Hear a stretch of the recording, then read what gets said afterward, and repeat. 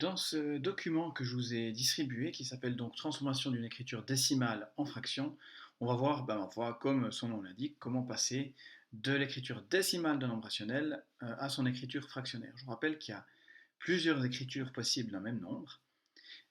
Si je prends par exemple quelque chose qui ne va pas apparaître là, 1,3, eh bien 1,3 c'est son écriture décimale. Mais je peux aussi donner une écriture fractionnaire, une fraction qui est égal à 1,3, ce serait 13 sur 10. Voilà, c'est donc ça que je vais vous expliquer. Alors il y a des cas simples comme ici, où c'est ce qu'on appelle un nombre décimal, c'est-à-dire un nombre qui s'arrête, qui a un nombre fini de chiffres. Donc à partir de là, on arrive très facilement à trouver une fraction. Il y a des cas un petit peu plus méchants, où j'ai des nombres périodiques. Alors ça c'est vite plus embêtant. Alors tant que c'est des nombres périodiques qui n'ont qu'un chiffre qui se répète, une période d'un seul chiffre, ça va. C'est assez facile, vous verrez qu'on va chercher ça comme des neuvièmes. On sait que c'est des neuvièmes, et puis on va juste voir combien de neuvièmes ça fait. Et puis la difficulté ultime, ce sera de voir ça par exemple, 1,34. Donc c'est pas 3 qui se répète, mais c'est 3, 4, 3, 4, 3, 4. Et ça c'est vite beaucoup plus difficile. Voilà. Donc ça, c'est ce qu'on va voir dans ce document ici. Alors, première partie, comme je l'ai dit, les nombres décimaux. Donc, décimaux, ça veut dire qu'ils ont un nombre fini de chiffres. Alors, comment faire ça? Eh bien, je prends un exemple, puis après on va lire la théorie. 4,7, eh bien, première étape, j'oublie la virgule. J'ignore complètement la virgule, donc ça fait 47. Et puis ensuite, je dis, ok, mais pour aller à 4,7, je dois décaler de combien de la virgule? De 1 rang, c'est-à-dire que je dois diviser par 10. Autre exemple, 3,41.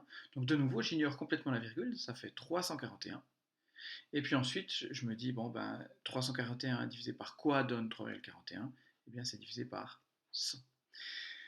Voilà, et troisième exemple, 0,139. Eh bien, en enlevant la virgule, ça fait 139. Et puis, je dois diviser par 1000 pour obtenir une fraction. Voilà, donc la petite phrase de théorie. Donc, on prend le numérateur, on prend pour numérateur le nombre, mais on enlève la virgule. Et puis le dénominateur, ce serait une puissance de 10. On regarde de combien de rangs on doit décaler la virgule. Voilà. Remarquez que, bon, ici, je crois que c'est des fractions irréductibles chaque fois. Ça ne l'est pas forcément. Donc, quelquefois, il y a encore un petit peu de travail pour réduire toutes ces fractions. Voilà pour la théorie. Alors, ce que je vous propose maintenant, c'est de mettre pause, d'essayer de faire l'exercice 1, tout seul comme les grands.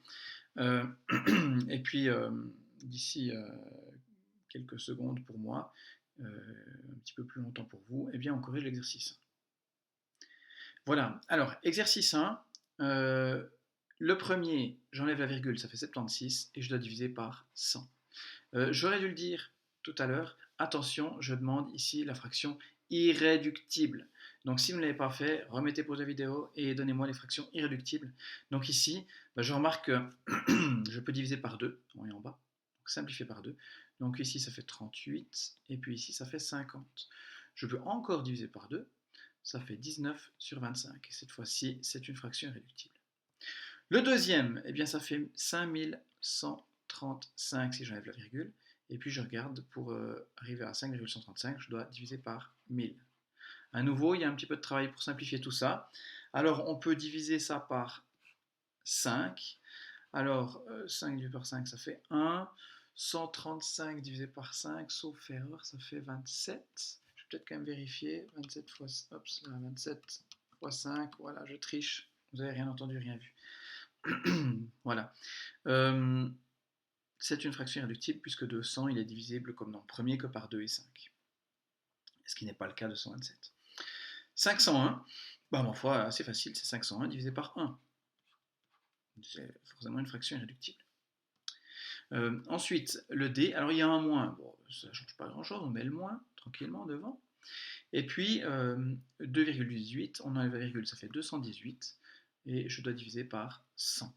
Je peux simplifier cette fraction, puisque 100 est divisé par 2 et 5, et qu'ici je peux aussi diviser par 2. Donc si je divise 218 par 2, ça fait 109. Et puis si je divise 100 par 2, ça fait 50. Et cette fois-ci, c'est irréductible. Petite remarque, j'en profite pour les nombres négatifs, les fractions avec un signe moins. Si je prends par exemple une demi, Moins une demi, c'est donc le nombre une demi, donc 0,5, avec un signe moins. Donc ça donne moins 0,5. Mais remarquez qu'on peut mettre le signe aussi en haut, parce que moins 1 divisé par 2, moins par plus, ce sera négatif. Donc ça donne la même chose. Et remarquez qu'on peut encore mettre le signe en bas. Un nombre positif divisé par un nombre négatif, plus par moins, ça donne moins. Donc toutes ces écritures sont équivalentes. Donc on peut mettre le moins où on veut. Alors attention, par contre, on ne va pas le mettre et en haut et en bas, puisque moins par moins, ça donne plus. Voilà, je referme cette petite parenthèse et je retourne à l'exercice.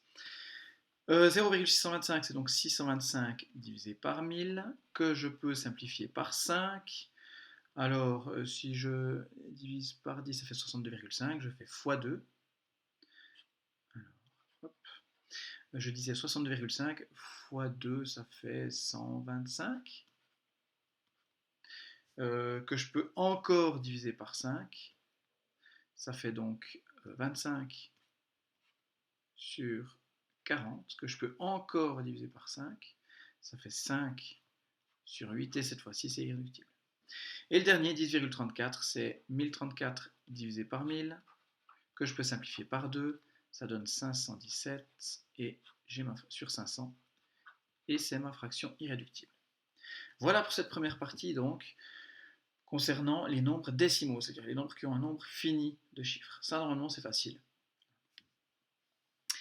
Maintenant, passons aux nombres périodiques. Alors, les nombres périodiques, on va déjà considérer ceux qui n'ont qu'un chiffre de période.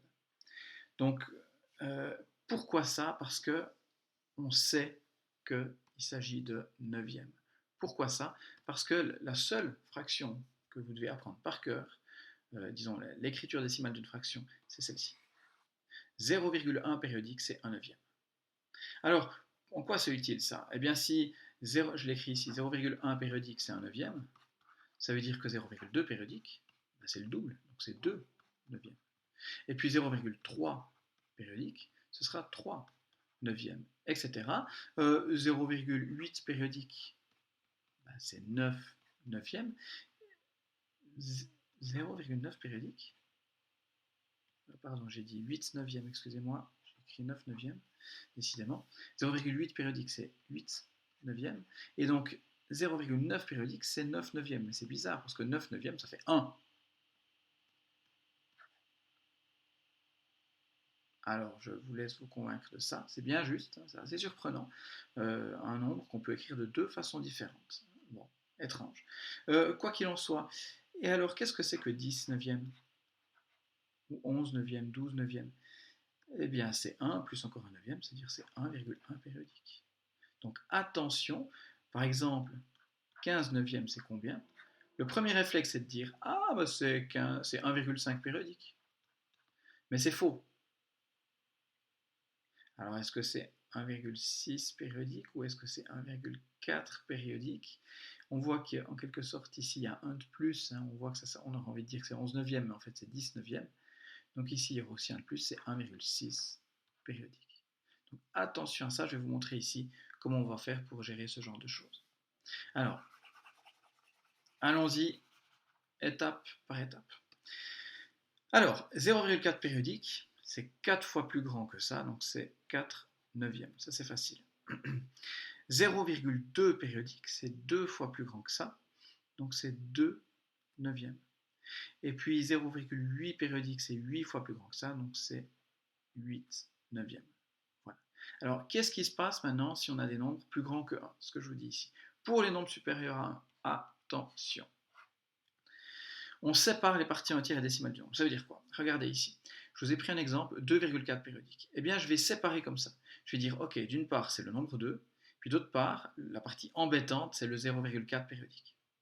Alors, pourquoi je fais ça? Parce que maintenant, 0,4 périodique, je sais combien c'est de neuvième. Je sais que c'est 4 neuvièmes. Et puis maintenant, 2, c'est combien de neuvième? Alors 2, c'est 2 sur 1.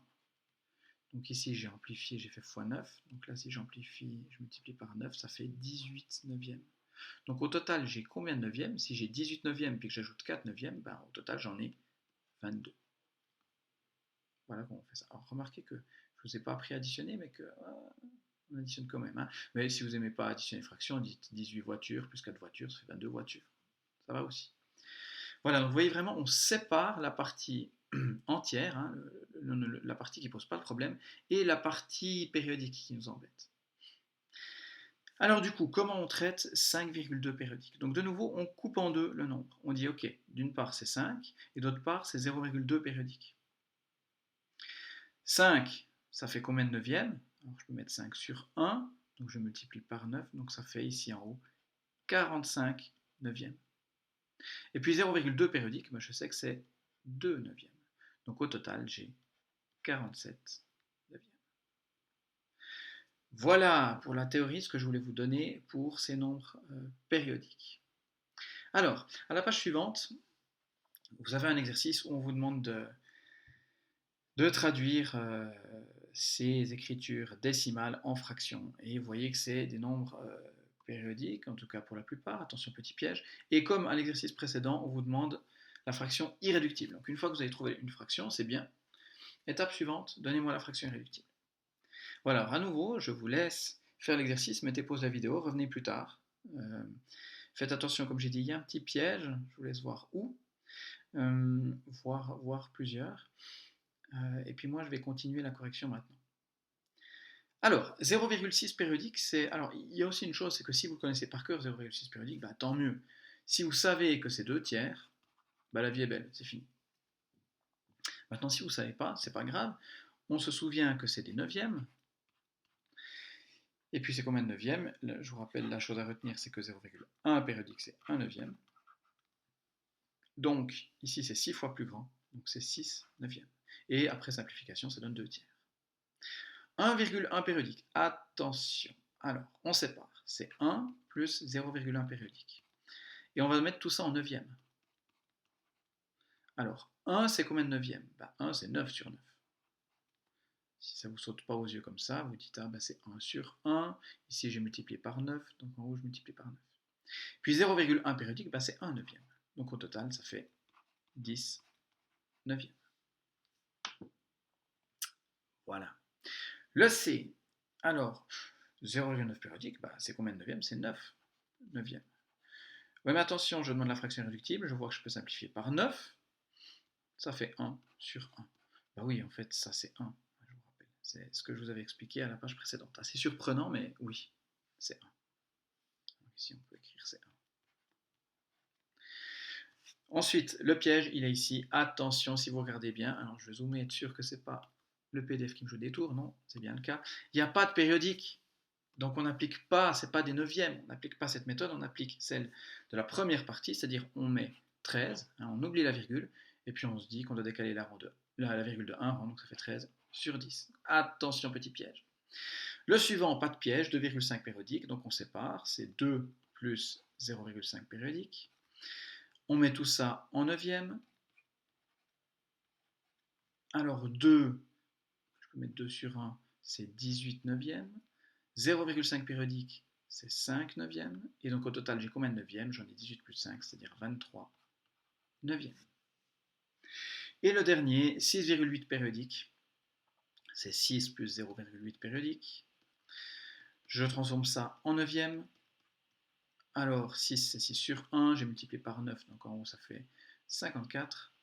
Et puis 0,8 périodique, c'est 8 fois plus grand que 0,1 périodique, donc c'est 8 neuvièmes. Et tout ça, ça fait donc 62 neuvièmes.